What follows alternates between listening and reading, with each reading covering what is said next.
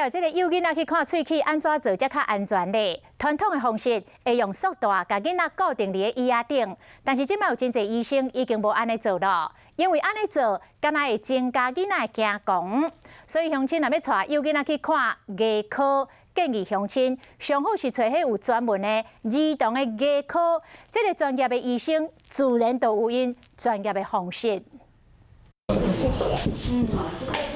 囡仔看喙齿，一入去就会摕到一个佚佗物啊，互伊会当放轻松，较袂遐惊。过来才坐去椅仔顶管。这就是喷水的哈，所以不用紧张。医师总耐心解说每一种器材的功能，互囡仔了解了后才开始治疗。但是过程当中，若是佫开始紧张变怎，其实这嘛是有撇步的。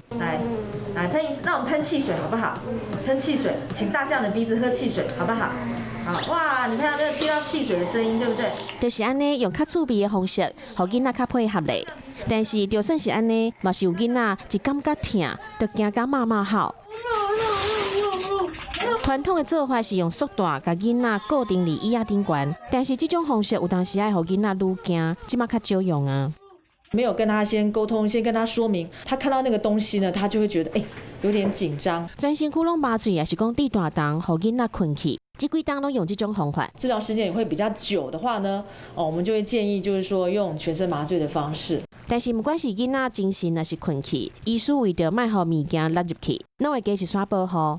防湿的一个橡皮杖，避免就是说东西呢掉到小朋友嘴巴里面。器材拢是辅助的尔，重点就是讲要安怎互囡仔莫遐尼惊。医师建议讲，爸爸妈妈会当讲故事，互囡仔了解看喙齿的过程。要去病院也是诊所的时阵，嘛要甲囡仔讲好清楚，莫用骗的，或者是强迫，安尼会互囡仔感觉看喙齿足恐怖的。